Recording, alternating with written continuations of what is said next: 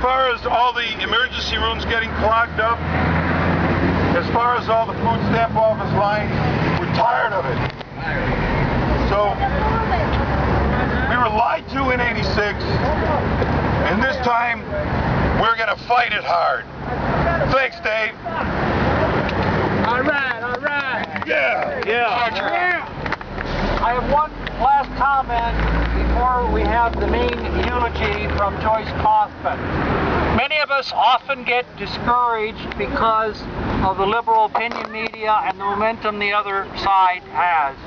But in the last month, I think we've turned the tide on this issue. Right. And remember, folks, we have stopped all amnesties since the year 2000.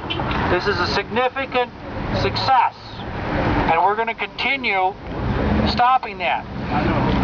There are a lot of similarities between Mel Martinez and Marco Rubio. They both lied and said they were anti-amnesty when they got elected, or when during the campaign. When they got elected, they became a leader of amnesty. I have one quote here that hopefully will give us some more confidence on this. This is from the Chief of Staff of former Senator Mel Martinez. He said, "The longer the issue lingered, the more opposition gained, even though we had a broad base of support.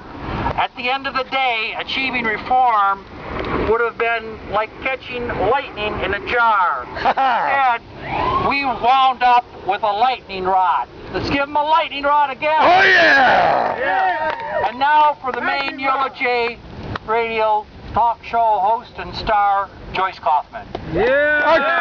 Our goddess! Thank you. Michael is going to be my armor bearer right now, and I appreciate that. There are two things that I wanted to say before I begin this eulogy. One of them is that I was very encouraged by looking at some numbers today. Senator Marco Rubio's approval rating continues to slide. He expected he would receive a tremendous amount of support over this amnesty bill. His numbers are down. He's not looking like a contender for any presidential or vice presidential nomination. Right on. So that's a result of not just those of us who have the courage to stand out, but the quiet people who make the faxes and the emails and the telephone calls to the offices of every senator and congressman. So we have to continue to do that. The other bit of news that I thought was really good was the state of Florida beat back 7 immigration bills that would have given illegal aliens access to driver's license, access to taxpayer benefits.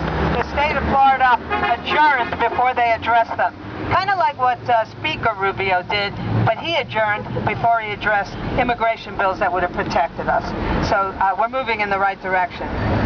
It's customary on an occasion like this for the one who has the honor to deliver the eulogy to say that we are gathered here to pay our last respects to the deceased. I don't say that today. I say rather that today a grateful nation will pay its respect to Joe Citizen, the great American worker, by continuing the work for which he dedicated his entire life. When we consider that life, these are some of the things that we find. In an age when so many people want to be for the right thing, but they're not able to accomplish the right thing, it is really easy to be for what is right. What is more difficult is to accomplish what is right. He played by the rules. He paid his tithes to God and he rendered his taxes to his government. He stood up to his own government and its leaders against SB 744, this train wreck of a comprehensive immigration bill that betrays the Joe citizens of this great sovereign nation. And he expected his government to take care of his nation's security and protect his family and his ability to provide for them. The government failed to do that. So he lost his business to companies using low-skilled, low-paid illegal workers. And the final dagger was when his elected leaders, people that he campaigned for, knocked on doors for, betrayed him with the proposal of yet another amnesty and no hope to resurrect his business. Did he die of wage starvation? No. Some do. Did he die of his own hand, ashamed that he could no longer provide for his family? Many do. But no. He died of a broken heart. Yeah. He was tired of being called a racist, unsympathetic, uncaring. Where was his American dream? And he was a man who knew the use of moderation in achieving his goals, but he also knew when to stand up. All of those who watched him lose his business, lose his schools, lose his hospitals, and finally lose his home, stand here today to plead his case and the case of other Americans who are being told that in spite of your lack, we must provide for everyone from anywhere. What monument do we build to him? He leaves his own monument. Not one, but thousands, hundreds of thousands of men and women in America who want a chance, an equal chance, that they otherwise might never have had, except for what guys like Joe did. They believe in his heart what he lived. So what lesson does that leave for us? To go forward and champion the cause of the rule of law, without bigotry in our hearts, but with the obligation to those who list everything to accommodate those who have broken the laws and customs of a sovereign nation. And in that is a message for all of us. At a time when it is so often the custom, whenever we have a problem, to throw up our hands and say, what is the government going to do? This man said, what can I do? And that is the challenge I give to each of you. Government has its responsibility. What can I do? What can I do in my life to make the American dream come true?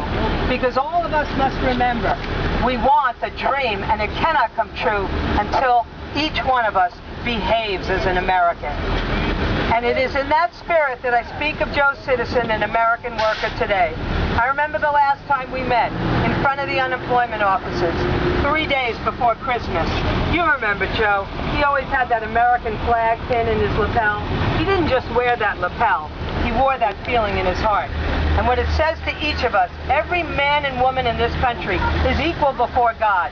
And every man and woman in this country now is equal before the law.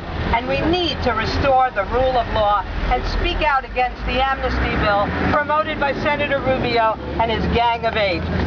But we have to do what the law requires, and we have to respect one another. And so today, the message to America, the country that Joe Citizen loved so much, with all its faults, because he realized that this was a country in which we have the power to change what's wrong and change it peacefully. So his message is this: what can you do? What can you do to make this a better country? What can you do through helping others, through recognizing their desires, their dignity, their individuality, to realize the American dream? His dream was one nation, under God, indivisible, with liberty and justice and opportunity for us all. To fulfill his dream is the responsibility of each one of us. It's the commitment that each one of us makes in his heart on this day. We honor the American worker by continuing to fight for secure borders, jobs for Americans first, and no amnesty, de facto or otherwise. Yeah! All right! Thank you, Yay! Joyce. Thank you, Joyce. Way to go! Well done. Okay. One second. You want to grab that one? Okay, we're going to have a processional with a funeral dirge.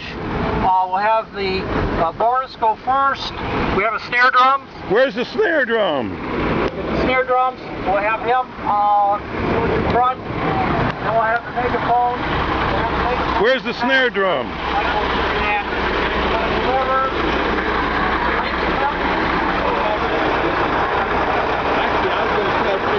Oh, you got the snare drum. He wants to go down there and start with that beat. Okay. Go down there and start it. 1, 1, 2. It's working good.